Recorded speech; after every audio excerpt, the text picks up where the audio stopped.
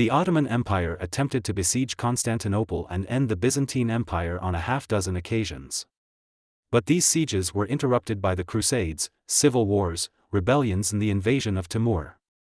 However, by the middle of the 15th century, the Ottomans consolidated their territory and finally entered a period of internal stability. The next siege of Constantinople was imminent. In 1444, Sultan Mehmed II defeated the European crusaders at the Battle of Varna. The King of Poland and Hungary, Wladyslaw, was killed during the battle, and that plunged the most powerful states in Central Europe into a crisis. Still, the Ottomans faced resistance from the Albanian Lord Skanderbeg and the voivode of Transylvania, John Hunyadi. The latter sent numerous letters to the Pope and the kings of Europe calling them to another crusade, but since no one was willing, his activity was limited to raiding into Ottoman territory. As Skanderbeg was previously an Ottoman vassal, Murad sent 3 punitive expeditions against him, but all 3 armies were ambushed and defeated by the outnumbered Albanian forces. Meanwhile, the Sultan was preoccupied with minor rebellions within the empire and a campaign against the Despotate of Morea in 1446. During the campaign in Greece, Murat forced the ruler of Morea and future Byzantine Emperor Constantine XI to become his vassal and pay tribute. It was time to attack. Skanderbeg and Murad won a minor victory at the Battle of Svetograd in 1448, but chasing the guerrilla force under Skanderbeg was impossible, and after setting a few garrisons along the frontier, Murad returned to Edirne. Meanwhile, Hunyadi was preparing another crusade. By September of 1448, he finally raised a 30,000-strong army and started a new campaign.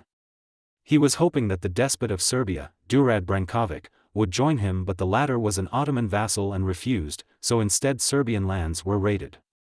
Murad knew about all this and started moving his army to prevent Skanderbeg and Hunyadi from joining forces. Subsequent events are not clear, but it seems that in October, Hunyadi moved to the field of Kosovo to wait for Skanderbeg. Some claim that the latter was blocked by Durad. Others think that the local Ottoman garrisons slowed the Albanian force. But in any case, on the 17th of October, the Sultan and his 50,000 troops reached the site where the First Battle of Kosovo between Lazar and Murad I took place. On the first day of the ensuing battle, Hungarian, Polish, Wallachian and Moldovan forces attacked the Ottomans across the front with their armored troops, but despite early successes, were pushed back. Hunyadi attempted to use his light cavalry to attack the Ottoman flanks during the night, but the Ottoman light horsemen intercepted and repelled the Crusaders. On the second day, Murad ordered his flanks to retreat, and that tricked Hunyadi. His troops attacked the Ottoman center head-on and were able to push the Ottoman light infantry back. However, the Janissaries stopped the Crusader advance near the Sultan's position. At this point, the Ottoman flanks returned to the battle and encircled Hunyadi's forces. The leader of the crusading army managed to retreat, but more than half of his troops were killed, while the Ottomans lost around 5,000 men. The Battle of Kosovo sealed the fate of the Balkan people for the next few centuries. Skanderbeg continued his resistance, and a few more campaigns against him did not bring any tangible success. But the focus of the Ottomans, the road to Constantinople, was now open. When Murad II passed away and his son Mehmed II came to power in 1451, his singular goal was to take the Byzantine capital. Constantinople was not the city it once was. The total number of the population was now between 50,000 and 100,000, and vast swathes of land within the walls were empty and even used for farming. The Byzantine Emperor Constantine XI now controlled only a small territory along the coast and had to pay tribute to the Ottoman Sultan. Mehmed signed treaties with Venice, Genoa and Hungary to ensure that they were not going to attack him. A new rebellion by the Karamanids allowed him to cross into Anatolia and consolidate his power in the region. Constantine XI was hoping to end the practice of paying tribute to the Sultan and threatened to support Mehmed's cousin Orhan in claiming the Ottoman throne. That gave Mehmed a reason to declare their previous treaty null and void. The Ottomans started preparing for war.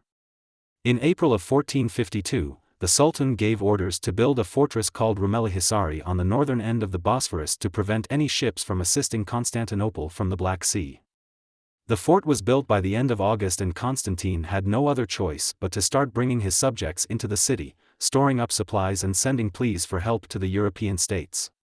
Only a contingent of Venetian ships and around 1,000 mercenary soldiers led by Giovanni Giustiniani arrived to help, while most Christian monarchs ignored the pleas.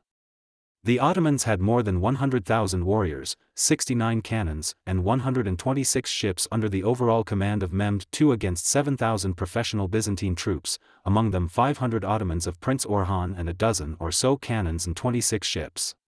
More than 30,000 locals were pressed into service. The Byzantine and Italian ships were better than their counterparts while their guns were outdated. One of the Ottoman guns was particularly big and would play an iconic role in the upcoming siege. Each section of the wall would be commanded by one of the Italian commanders, with Giustiniani being the leader, while Constantine and his guard were in reserve in the Blancherney Palace. The defenders repaired the walls and a chain was set across the Golden Horn to prevent the Ottomans from attacking the walls from the sea. The vanguard of the Ottoman army arrived at the walls of Constantinople on April 1, 1453 and began making camp the next day. The Sultan reached the city on the 5th of April and started preparing to besiege it. The giant Ottoman cannons were in place on the 6th and started blasting the Theodosian walls, but with little effect. The cannons were so massive they needed 3 hours to reload, and the Byzantines were able to repair the damage done to the walls.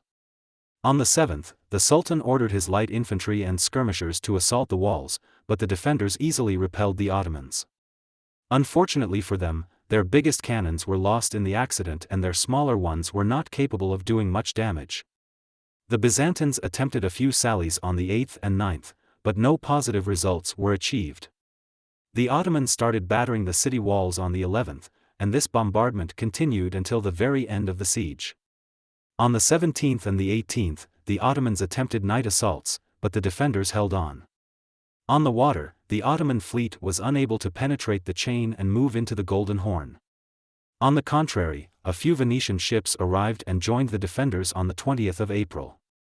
The Sultan needed to employ a new strategy. He famously ordered his ships to be moved across land near the Genoese colony of Pera. The ships were then set to water in the Golden Horn behind the chain on April 28. Constantine sent his fire ships to quickly get rid of this threat, but the defenders lost this battle. From now on, Constantine had to keep at least part of his troops on the northern wall, and that weakened his defenses elsewhere. Some of the Byzantine cannons were moved into the area, but they failed to defend the Allied ships, which had to return to the harbors. Their crews joined the defense. On May 6, Ottoman cannons managed to destroy the gates of St. Romanus, and during the night, their forces almost breached the defenses in the area. But Giustiniani arrived and fended off the attackers. On the 11th, the Caligarian gate was damaged and the Ottomans moved in towards the Blancherney Palace, but the emperor was able to push them back. The Ottoman Sultan commanded an all-out assault on the 29th. A massive bombardment was followed by a light infantry assault, but despite numerical advantage, they failed to take the walls from Giustiniani. Mehmed's artillery destroyed part of the gates near the gates of St. Romanus, and 3,000 janissaries were sent to attack this position. The Byzantines were able to defend once again, but the janissaries took one of the towers and planted the Ottoman flag. At this point, Giustiniani was heavily wounded and carried away from the battlements. This was a massive blow to the morale of the defenders, and when a few hundred janissaries entered the city near the gates of St. Romanus, the Byzantine defenses fell. Citizens and defenders attempted to board the ships and leave the city. Sources say that the emperor and his last guards attempted a desperate counterattack near the gates of St. Romanus, but he was killed. Thus the last Roman emperor died alongside his empire. The fall of Constantinople was the event that marked the end of the medieval era, sparked the next phase of the Renaissance, started the ages of discovery and colonization, and also centuries of wars between the European powers and the Ottoman Empire. Thank you for watching, and please subscribe to our channel Pouring Knowledge for more videos like these.